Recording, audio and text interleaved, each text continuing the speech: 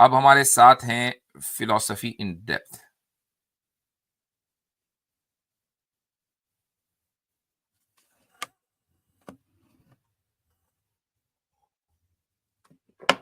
بولے بھائی آپ اسٹیج پر ہیں. السلام علیکم. وعلیکم السلام. جی مفتی صاحب کیسے ہیں آپ؟ الحمد للہ. مفتی صاحب میرا ایک سوال تھا اگر آپ اجازت دیں. جی. مفتی صاحب جو یہ ہے نا نماز چھوڑنا ترک صلاح، اس پہ تھوڑا مجھے کنفیوژن ہو رہا ہے کیونکہ آدھے لوگ کہتے ہیں کہ ایک نماز چھوڑنے سے بھی کافر ہو جاتے ہیں اگر کوئی لیزنس کی وجہ سے چھوڑتا ہے ایک نماز، یا کچھ کہتے ہیں کہ مطلب اس میں کیا موقف کیا اس میں علماء کا اصل میں، اور جمہور کیا مانتا ہے؟ من ترک الصلاۃ متعمدا فقد کفر، یہ حدیث ہے کہ جس نے جان بوجھ کر نماز کو چھوڑا تو وہ کافر ہو گیا. اس تعلق سے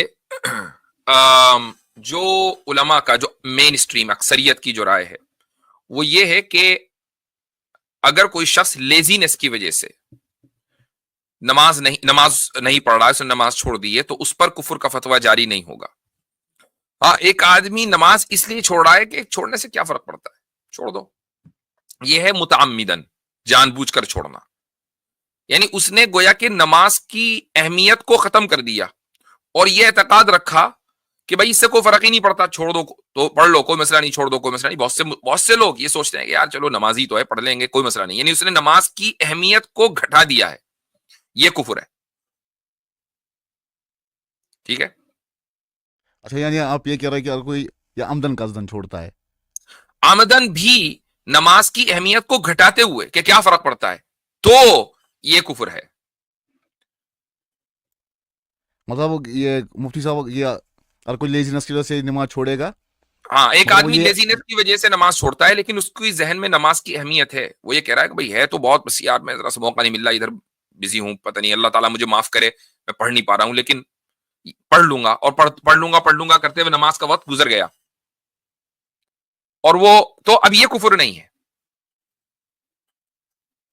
مطلب یہ اگر کوئی یہ عقیدہ رکھتا ہے کہ مثال کے طور پر بہت سارے لوگ ایسے مفتی صاحب کہ جو خالی جمعہ کو نماز پڑھتے ہیں، ہاں. تو اس کے بارے میں بھی یہی ہے کہ وہ بھی مسلمان ہی ہے، البتہ وہ باقی نمازیں ڈیو ٹو لیزینس چھوڑ رہا ہے.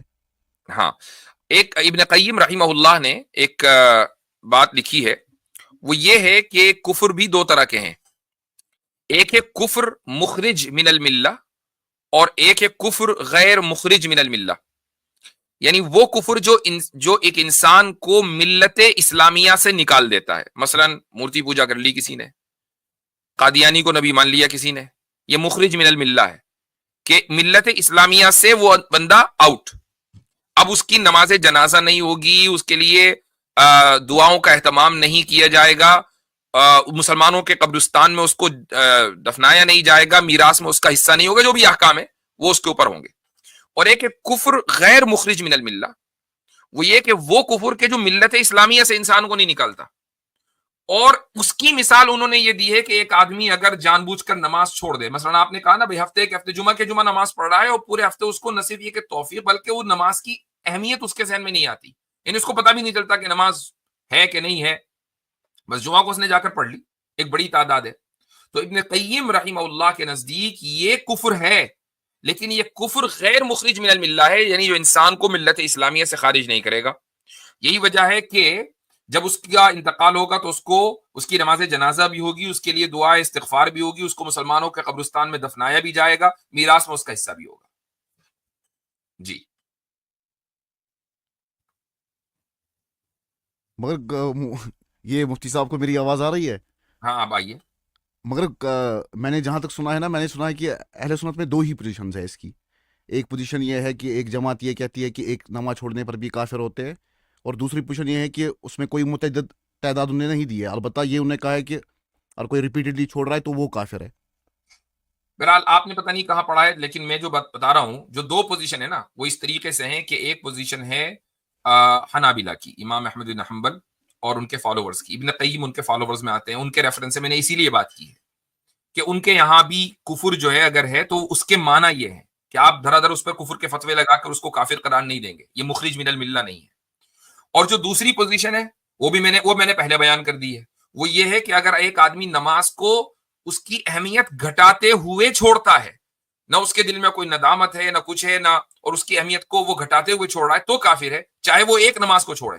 اور اگر ایسا نہیں ہے, اس نے لیزینس کی وجہ سے پورے سال نماز نہیں پڑھی, لیکن اس کی اہمیت اس کے اندر, اس کے دل میں نہیں, اس کے دل میں گھٹی نہیں ہے, تو اس کو آپ کافر نہیں کہیں گے. چلیے شکریہ. حضرت یہ ایسا شخص جو ہے جو نماز اس طرح ترک کر دے, جس طرح آپ نے کہا کہ لیزینس کی وجہ سے نہیں چھوڑ رہا, تو نماز چھوڑنا تو بہرحال ایک بہت ہی سنگین گناہ ہے, تو ایسا شخص کم سے کم فاسق نہیں کہلائے گا, جس طرح امام ابو حنیفہ اور احمد ابن ہاں امام بالکل, شافعی اور مالکی. نماز کا ترک کرنا جو ہے گناہ کبیرہ ہے, اور گناہ کبیرہ کا ارتکاب کرنے والا فاسق ہے, بالکل.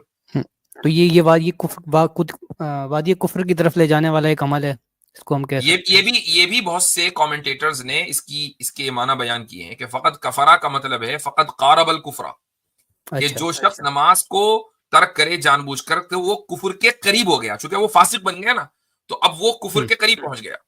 یہ بھی ایک اس کی کامنٹری ہے. ٹھیک. یہ مفتی صاحب, میں نے یہ ایک واقعہ سنا ہے علامہ ابن باز رحمۃ اللہ علیہ کا.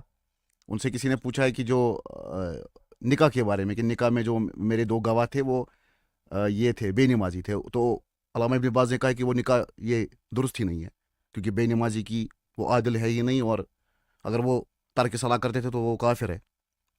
I don't know, I cannot comment on this, اس لیے کہ ایک تو یہ کہ ان کا یہ فتویٰ میرے سامنے موجود نہیں ہے, اور اگر ہے بھی تو بہرحال وہ ان کا اجتہاد ہو سکتا ہے, اس کو میں کچھ نہیں کہہ سکتا. چلیے جزاک اللہ مفتی صاحب. ٹھیک ہے, چلیں جی.